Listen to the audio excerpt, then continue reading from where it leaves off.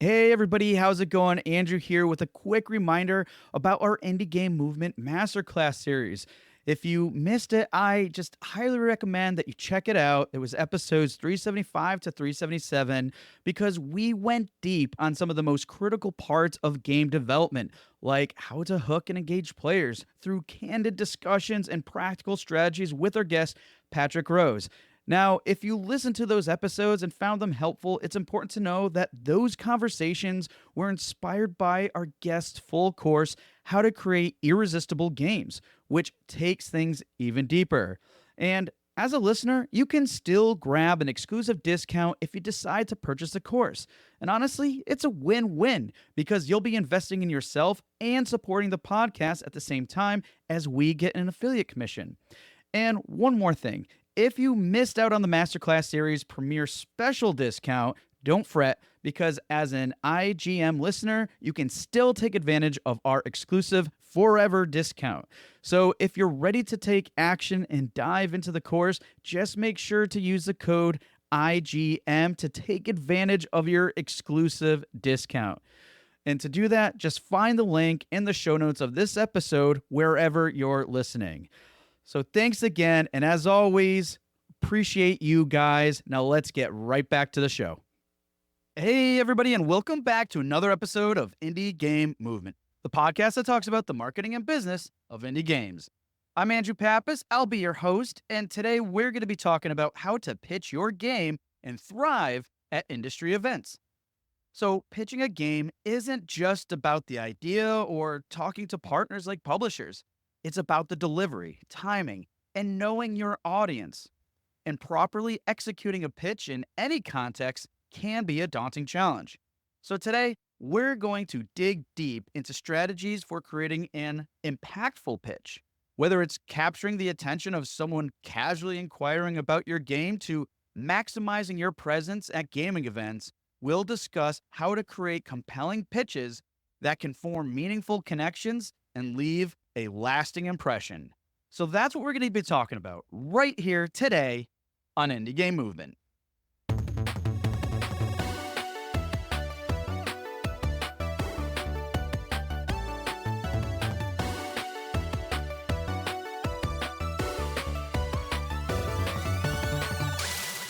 Hey, everybody, and we're back. And today with us, I have Patty Toledo.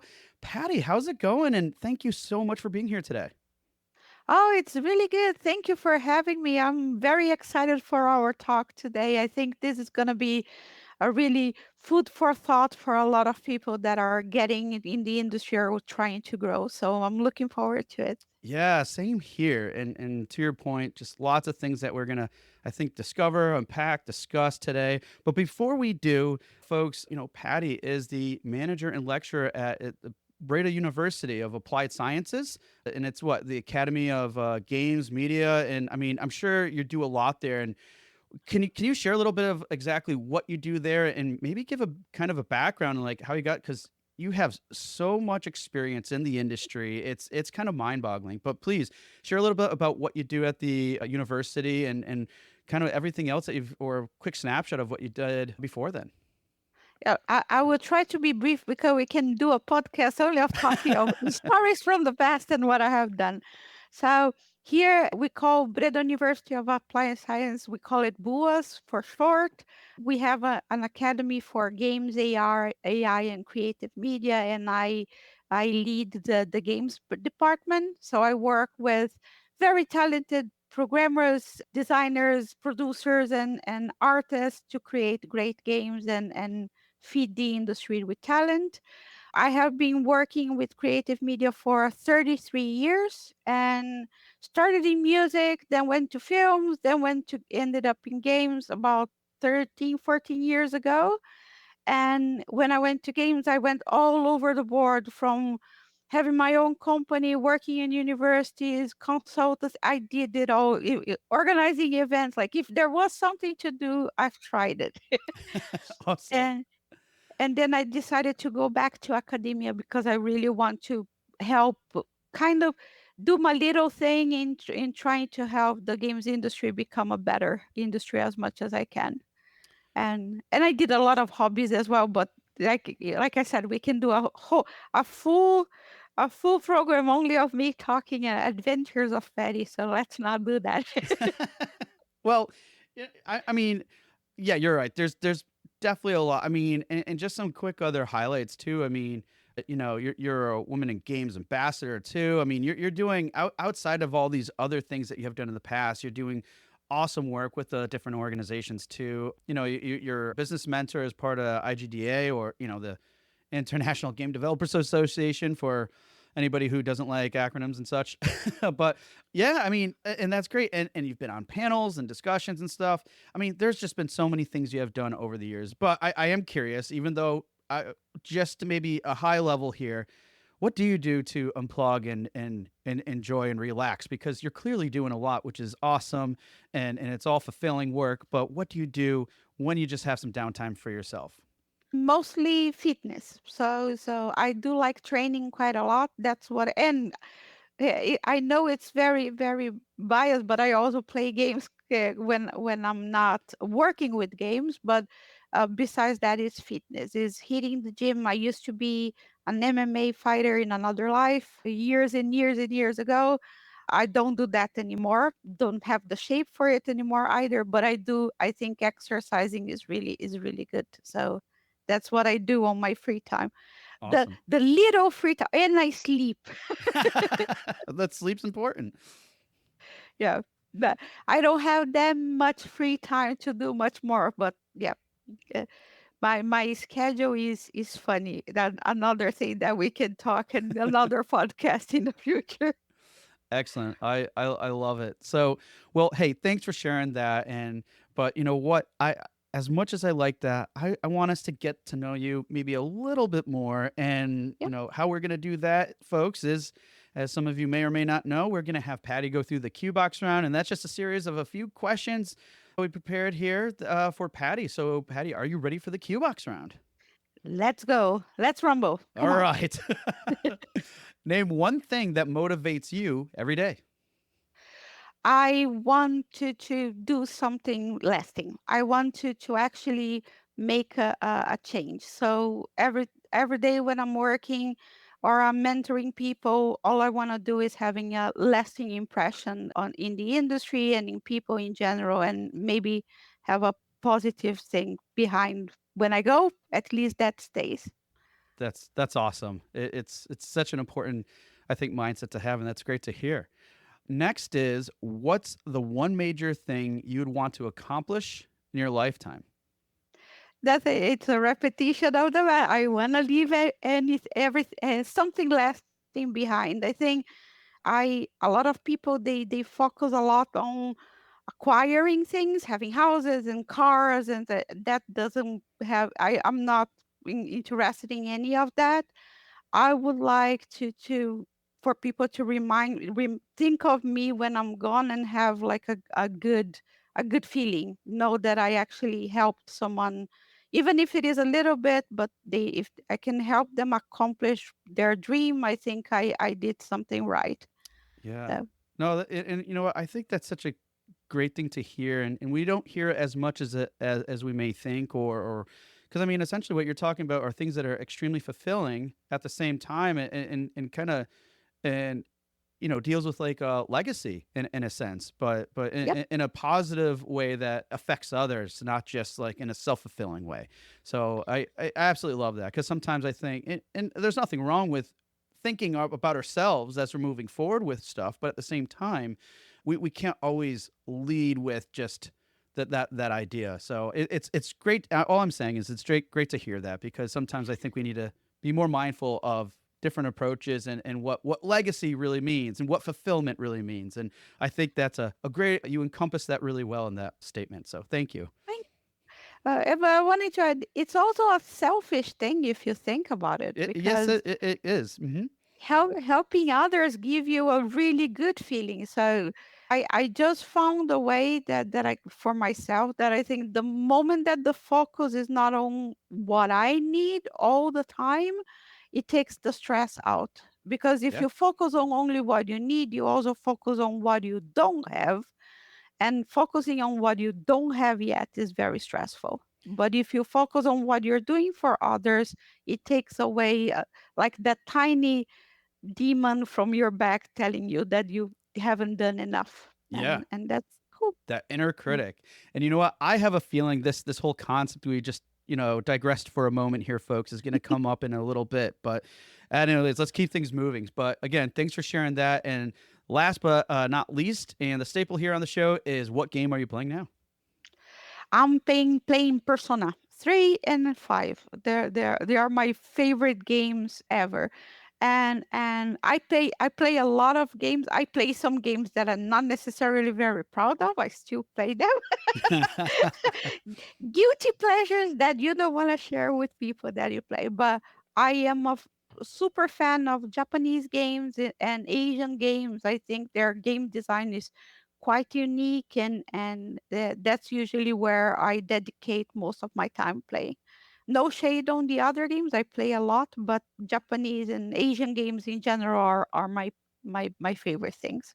Awesome. Well, hey, thanks again for sharing all that. And just it's really great to get to know you a little bit more. And now that we've done that, let's get into our conversation, folks. And that is, as I mentioned in the intro, is how to pitch your game and thrive, at industry events and such. And but we're taking kind of a different approach to this pitching aspect, as you may have heard or I alluded to in the intro.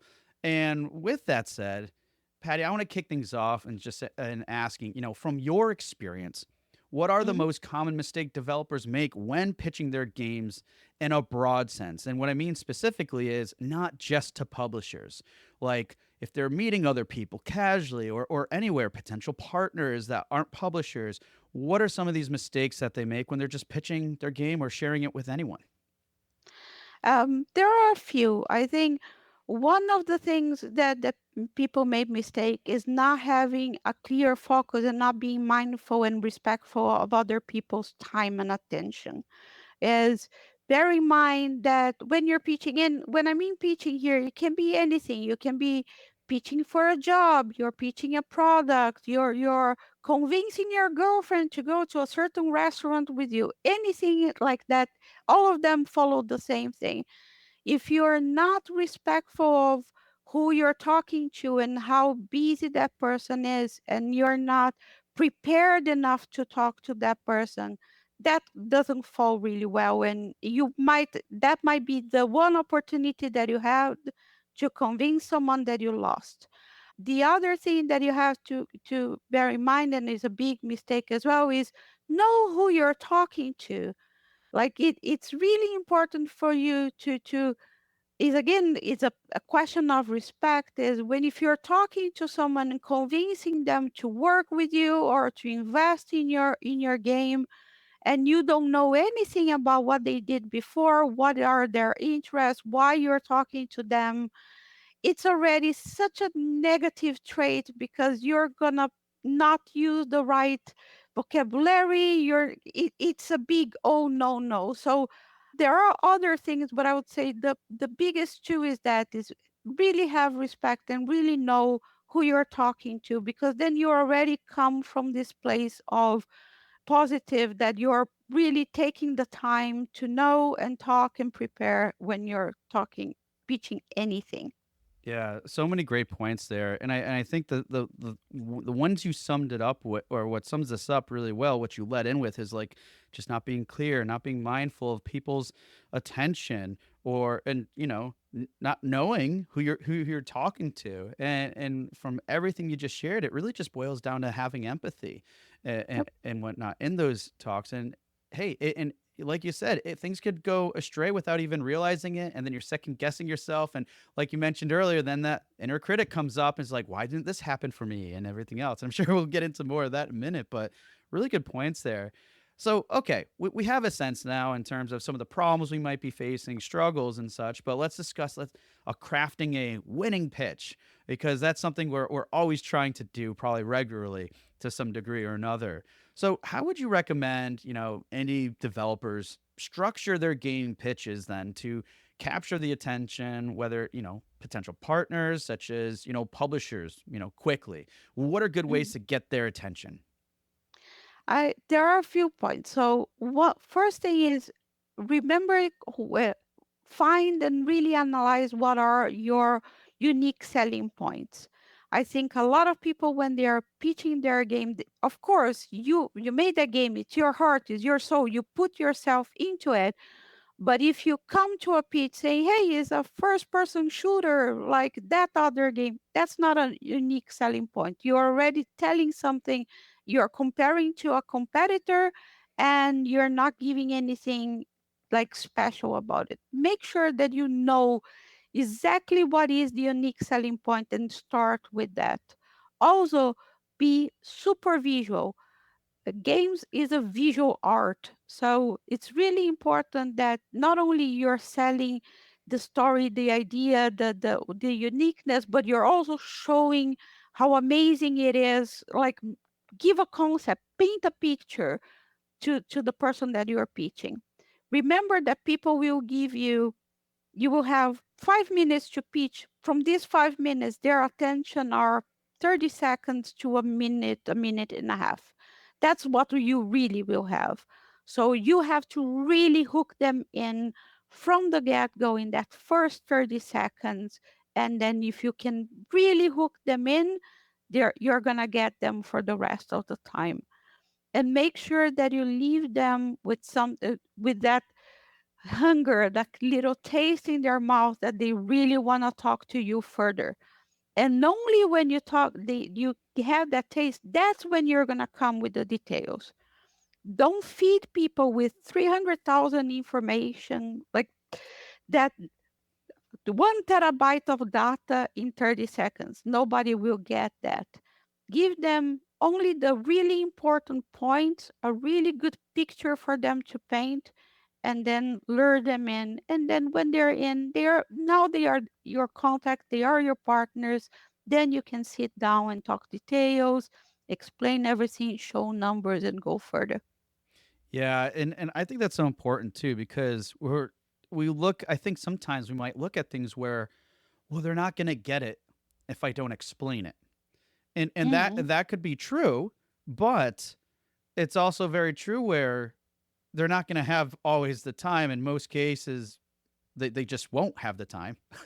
So they don't have the time to get everything explained. So making it short and sweet, concise, and like you said, really identify those key aspects, what really make the experience, what make the game, the USPs, and all those other things. Have those so dialed in so when people see it, especially if it's like publishers and in a very quick format interaction, whatever, they get it right away, or that gets close to conveying that concept. And like you said, like tease them a bit, so then they're like, wait, I want more.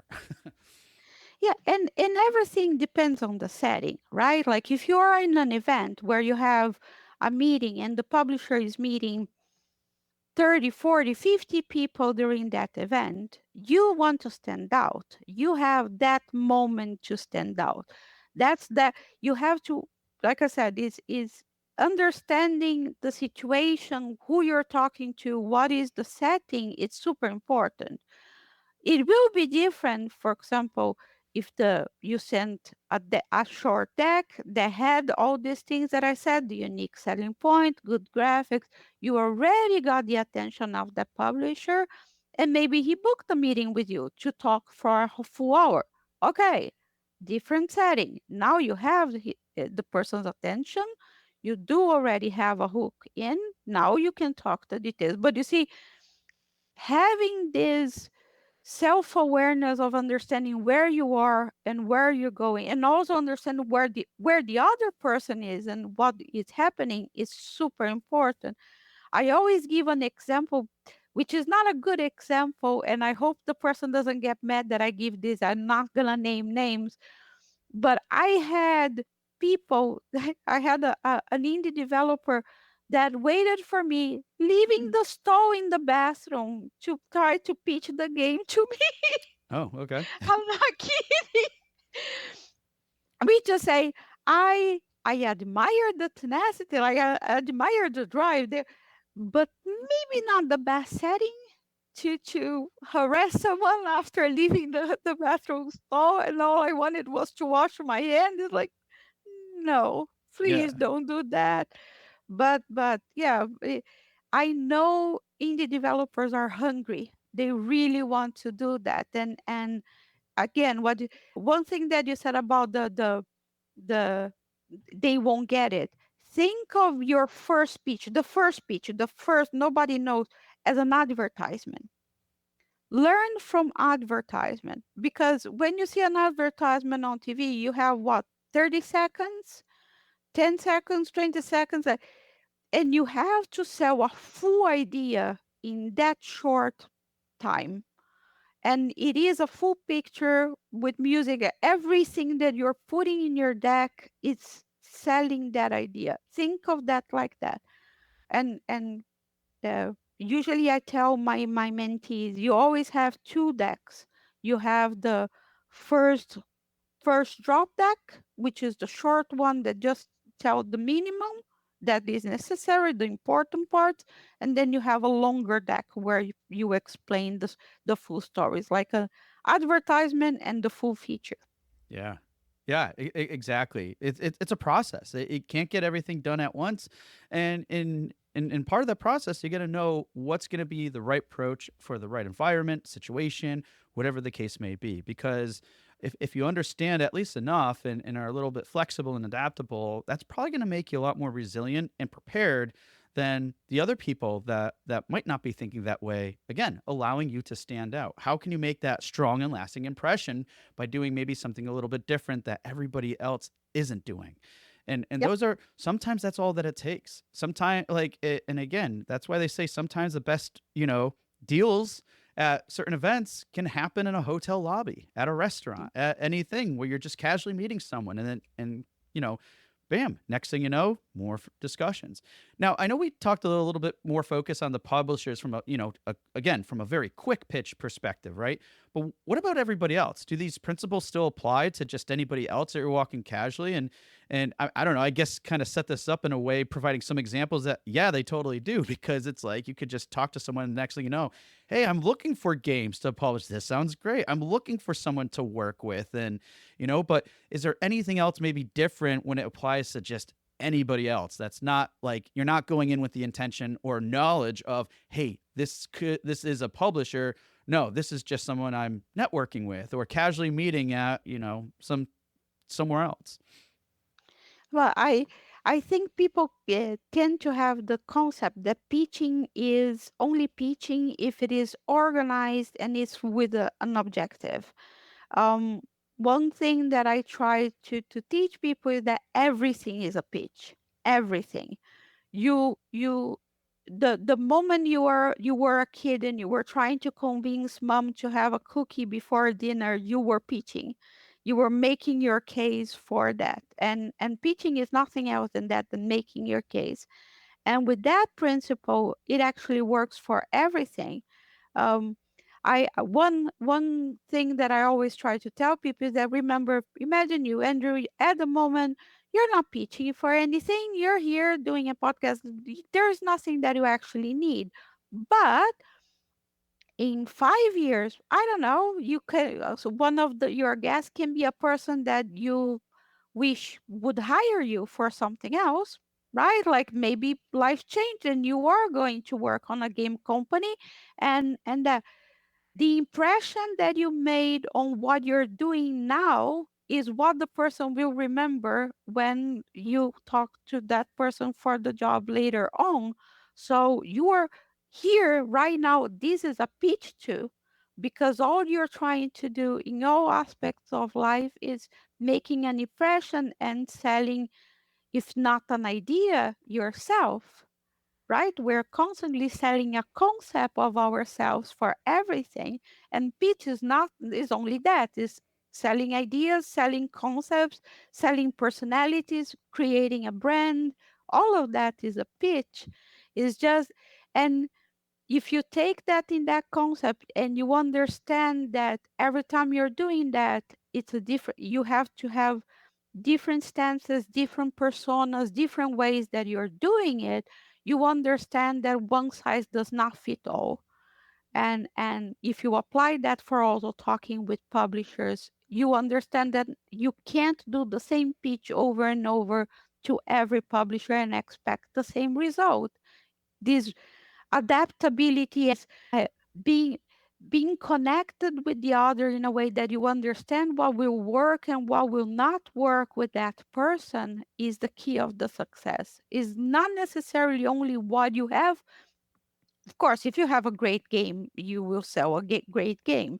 If you don't have a good game, it doesn't matter how good you are in pitching, there is nothing, not much that will get there.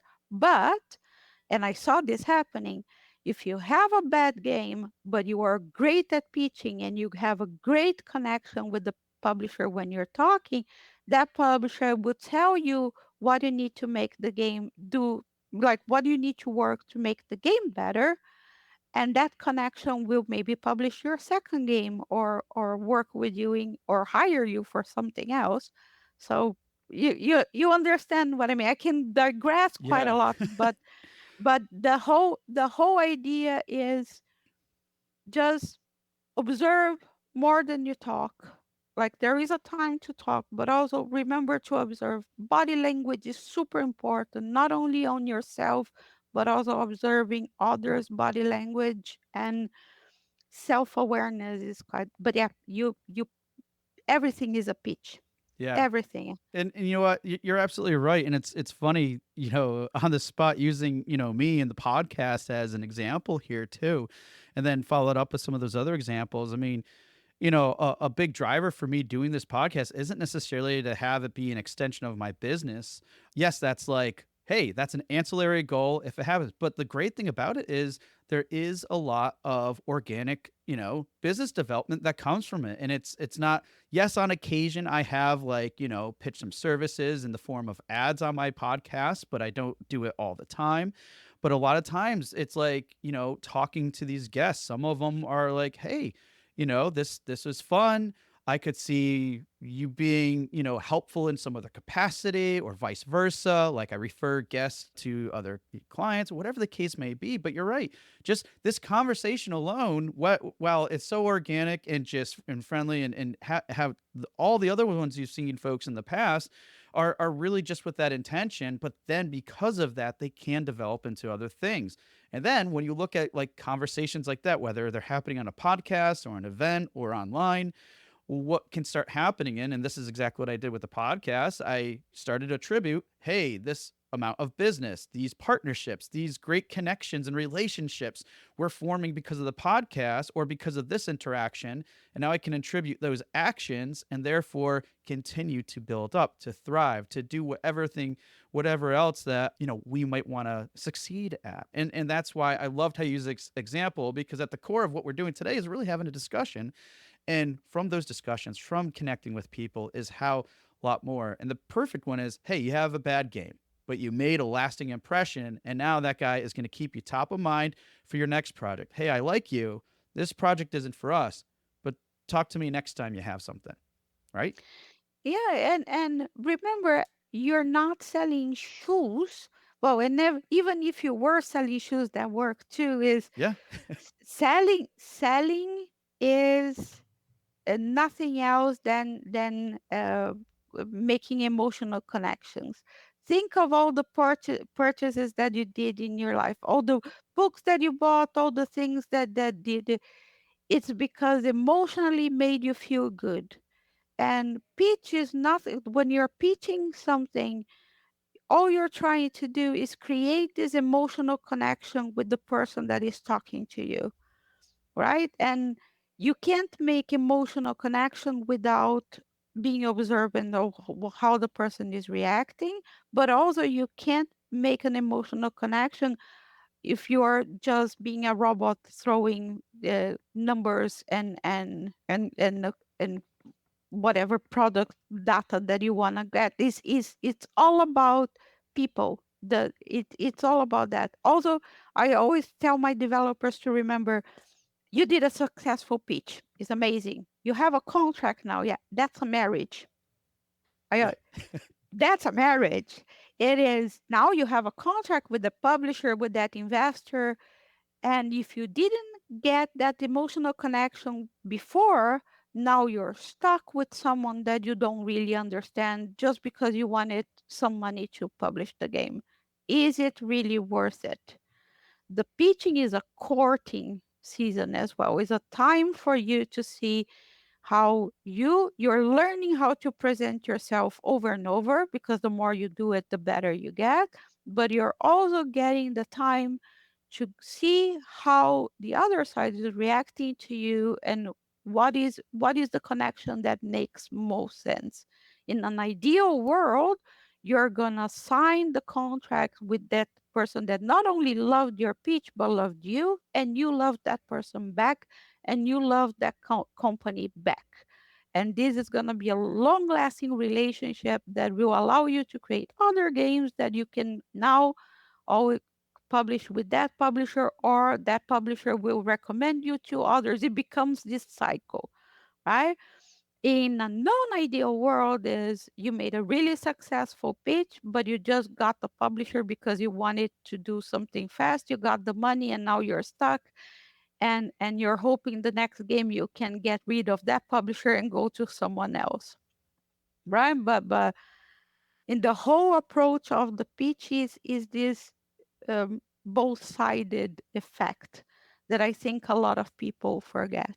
That's why I like comparing it to other things in life, because if you focus it too much in a business sense, you lose a bit of the humanity of it. Mm, And pitching is a humanity thing. That's why people get nervous when they are pitching, because they are selling something that is really important to them. And but instead of thinking of it as how I'm gonna tell this story to my publisher, they are focusing on I have this marketing strategy and this amount of numbers. Like, no, no. First, tell the story, right? Mm, Like, court that person calmly, and then you can do the rest with time. yeah. And it's so important too, folks, because it's like with anything, with any relationship whatsoever, it's only going to work well if there's good communication established. Because Yep. if not, if people are holding out, or if someone just doesn't really like something that they're doing, and none of that's communicated correctly, well, then how could that relationship thrive or do really well, or anything else, right? And I think sometimes, and that's why it's so important that you call that out, because we could, again, we could find ourselves trapped. and Yep. and and how is it? And there's more likely than not a chance of one party getting, the butt end, and a poor, very poor experience out of it than the other. But it's just not fair to both parties either. So it's always good to lead in with those intentions too, not just the objective of, hey, let's get money, we got funded, yay, and then later you're like, oh, well, this didn't go the way we wanted it to, and well, I guess it is what it is now. Let's not put ourselves in the position if we can help it, at least. That is true. There is another side for that coin too, as well. Is on the other side, you want to be the good partner on when you're pitching. Another good metaphor that I use for pitching is you're trying to convince the prettiest girl on your class to go to the prom with you, and you're not gonna do that by giving the same roles to every girl in the class and trying to see who is gonna Yeah. stick, right? So these are two. There's nothing wrong if you want to try any girl and you want to do that. Okay, go for it. But bear in mind that you're not gonna get the prettiest girl, probably not gonna get the prettiest girl in the classroom, because she will see that your your deck is the same for every publisher. You're giving the same roles for every girl in the class. Now, like the same way, you cannot go and make a very unique bouquet with the whole thing for every girl in the class. You're going to spend all your time doing that. So, another tip that I would give is choose your top three publishers that you really want, like your dream guys. Make a good analysis of feasibility, what works, what doesn't work. Is your game compatible with them? Is something that they would work with? If all the box ticks, they said like it would be perfect, they fit in everything, then let's create the roles for them. Shall we create a deck that is tailored for them, really studied them out, you really know everything, and then go court that publisher. You can try others. It doesn't mean that you won't, but focus your energy on trying to get your dream ones, and then you can always open the scope later if you get more no's. But remember that you can't be the Casanova and try to get all of them. It Yeah. doesn't necessarily work like that. Yeah, I think a great way to sum this up is, be focused with your intentions. And hey, if that plan doesn't work, at least you did a really darn good job at creating something that's that personalized and everything else. And then maybe you can scale and play the numbers game like more than that. But at least you let in with a really strong pitch and focused and the right intention and everything else. So love it, love it. Well, one area I want to kind of dive into a little bit because we kind of alluded to it a bit and everything, and that's like navigating and even thriving at game events, and Mhm. I think in general we're talking more in person, but I'm sure there's opportunities too where there's not in person like just online and such because there are some of those events too. And but let's face it, any number of these events or types or whatever, they can be really overwhelming. And I'm sure some listeners too are like, "Hey, some of the things you talk about sound great, but man, that sounds really challenging for me, right?" I mean, Uh, so what advice would you just give to developers on, I say, preparing for these events with the understanding or mindset of maximizing their opportunities? Yeah. So I usually break my events in steps, right? First, it's all about research. I check what is it. I do research before I decide if I'm gonna go to an event or not. So I see who is gonna be attending. Is that my target audience? Is that the people that I really want to meet? Because I think one thing that is very overwhelming is that there are so many events that you can go. And if you are an indie developer, and you try to tackle all these events in once, it can be not only time consuming but financially straining for people to be in all these events. So first, research, find that event that is really really cool for you. Sometimes it's not the biggest ones. Sometimes you might have a smaller event, but they have like really the, remember those dream publishers you want. If they are in the smaller events, then that's the best place to go. You will have more attention from them. So once I decide the events that are good for me, then what I do is also go through usually these events have meet to match or other meeting systems. I usually go through the meeting system before I go nuts sending people messages. I make again a bit more research on who from the who what are the companies I want to meet, who are the people that are coming. I go check their LinkedIn, what they're doing. I try to get a bit more information about them, and then I tailor my, like, I once I have the hit list, kind of like sniper mode. I have everybody I want to get. Then because I took time to make a bit of a research on them, I go and tailor the message that I'm going to tell them. And again, remember what I said, the thing of being mindful of their time is I try to already explain of the message on why I want to meet them, what I'm doing. Because if they are not interested and they tell me, no, I'm not the right person or that's not for me, you are saving both of you time, and it's better that way, right? But I also am not super half a page message that they won't even read because it's way too long. Is still be concise, but tell her, look, I have a game that I think I would love to publish with you, and I would like to have the opportunity to talk to you. If you are super busy and half an hour is too much, I'm happy to meet you for a coffee for 15 minutes. This flexibility already usually makes people go, oh, okay, I can always get a 5 minutes for I can always can get time for a coffee. So I try to play their heartstrings that way. Like I we can meet halfway. On the event, I one thing I do, don't book meetings back to back. Give yourself time to meet people at the coffee table, to meet people at the booth, or visiting around. Those, I think, Andrew, you commented that is the connections that you make outside of the meetings are equally as important as the proper meetings you will have. So instead of going, I have to meet 100 people. No, have those meetings that are really important, that are really cool, and the rest, try to meet people outside of that. Go to networking events as well. When you have the opportunity to talk to people, prepare in your head. Don't rehearse. It's not a thing of my game is this, Yeah, not definitely. that, but have in your head a good 2 3 sentences that define what you're doing, right? Like, my game is a narrative game about a mushroom in the forest that is having an existential crisis, right? Enough for the person to go, oh, that's interesting, tell me more about what you're doing, and then you can talk about more.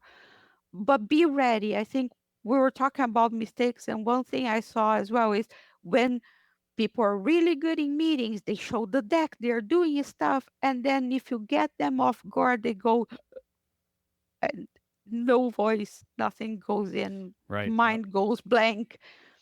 Like, practice on being yourself, and like, talk in a natural way. If you guys, if people end up listening, you can see that when I'm talking, I'm not trying to create a sales pitch, or I try to talk as naturally in everything as possible, and I might drive Andrew mad, mad because I don't rehearse anything or say things that I wrote before. But that's the trick, is this authenticity, is this putting your heart out there, is that where people will want to talk to you as well. And my last tip is, don't be the only person talking all the time. Remember to listen to others too. People will give you as much as you give them. And if you want them to give time to listen to you, give the time to listen to other people. If you want feedback, also be ready to help others and give feedback as well. Don't be just a taker. Like, really have this good relationship. Well, two things I want to call out there. One, the just now what you said, I think is one of the most important things, because when we go into this idea of pitching or talking to other people, I think by default we're leading in with, oh, it would like, if they're asking about my game, if they're asking about whatever, then next thing you know, it could be pretty easy where we end up being dominating that conversation. Hmm. And then it becomes very one-sided. So when you're like, so I mean, to your point, I think it's really interesting, or it's like, give the opportunity for them to talk, learn more about them, ask questions. People love it when you're asking questions and finding out. It's like, now a pitch might be a little bit different, but I think these principles and concepts to still apply, because if you do that, again, it's a way to stand out. Wow, no one's ever asked me that question or asked me any questions to begin with. And then they're like, well, Yep. that person actually cares about us as a publisher. All right, well, their game isn't in line with what we're focusing on right now, but man, do I really like this person because they actually cared about me for once, like Yep. outside of any number of people. And I love that. I think that's such an important one to call out. And the second part is, I thought it was so funny when you're talking about the networking and the strategies, because you basically, if we're talking about like events and stuff, and you said research and using these matchmaker tools and systems and stuff, you outline my entire process to the T, which I thought's hilarious, because this is our first time talking, folks. So it's just like, I guess it was surprising to me. I was smiling the whole time, but I would have to then, agree with Patty here. Yes, that is a very legitimate and thorough process. And it's clearly, it has worked well for Patty. It works well for me. So we're both saying do that if you can, please, because it's super effective. But again, it's just totally in line with everything that we're talking about here today. Is knowing your audience, knowing who you're talking to, understanding that, what are your objectives, all these things. The last thing I would probably add to even to that process, which I sometimes do if I can make the time, when I am a bad person where sometimes I do too many back to back meetings, but sometimes I make notes, because the whole the whole pitch process, even let's say as it relates to me, is a learning experience. And what I do through that period of time is I'll make notes of like, I saw how they acted here, so maybe I can change the question, or maybe I could position things a little bit better this way, because when I did it with that person, they lit up. Let's try that technique with like that point that I made with another person. Oh, they got excited too. All right, now I'm going to start seeing a pattern here, and essentially throughout this process, you can really start optimizing things. Yeah, I want to add something to that as well. That is, I not that I forgot, but usually I don't add it to everything. This part of knowing the person you're talking to is also important culturally. So there are, depending on where that person is from or where the publisher is from, there are certain etiquettes that you have to keep in mind that if you get it wrong, it can pretty much throw the whole thing off. Mm. And I always use the example of the Japanese because they have so many rules that so you talked about the notes and I imagine immediately when, oh, I have to remember to tell Andrew never make notes if you're talking to the Japanese because that's disrespectful to them. Oh yeah, Did you or know or that? little things too, like I think touching your nose a lot. Like, Yeah, don't write in the card because usually people makes notes in the card that the person gave during the yep, meeting, so they remember. Don't do that to Japanese people or actually any Asian in general. Give your cards with two hands. Don't put cards in the back pocket. Have yep, a card holder for things. All of these are advanced cultural things. So it's not that, but it's also part of knowing who you're talking to because exactly. if you actually decided, oh, I want to publish with Square Enix in Japan because my games are anime based and I want the Japanese, okay, great, but then get the time to make that research and learn the little things that you need to know to attract that kind of a publisher. And don't assume that, oh, everybody's international, I'm not that culture so I can act anyway. Like, no, really, you have to showing showing even that you learn these little things for the other person. It's that feeling of, oh, like Andrew took the time to learn how to give me the card with the or how to bow.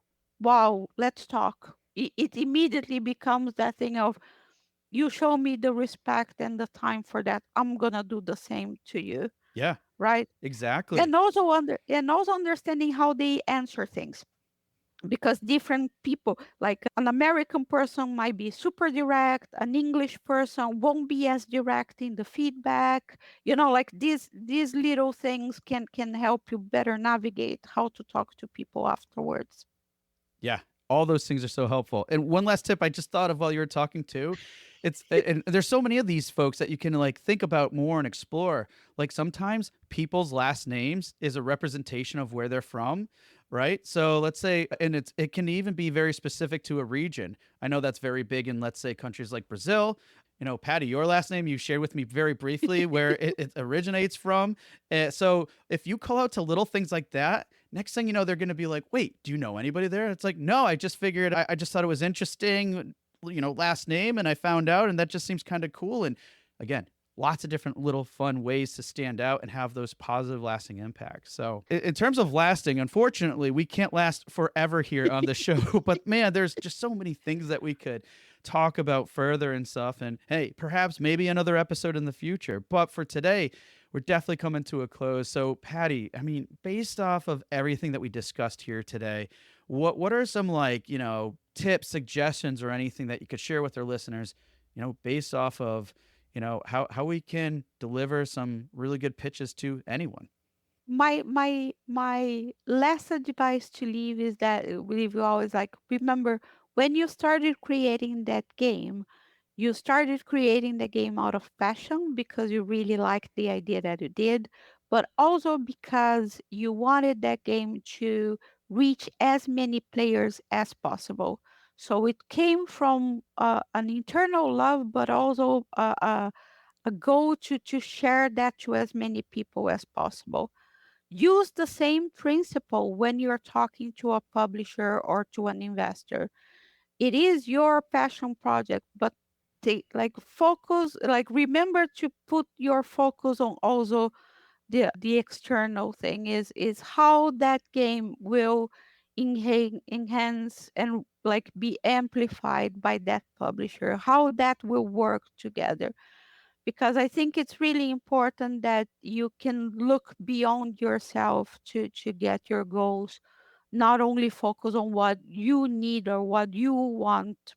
Look beyond that and you're going to be great. And if you make a mistake and things don't go well, don't fret. It's a learning process. You rinse and repeat and try again and again and again. You will hear many, many, many people telling you that the first game always fails. I have also met people that their first game did not fail.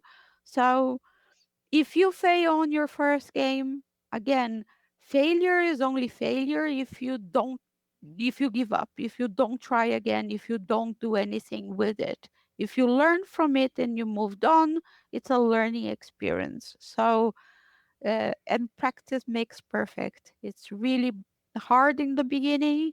First time I talked in public, I think I don't know. I was so nervous, and the more you do it, the more you do it better and better, and you find your rhythm, you find your way, and then things will work out. Have faith and work hard.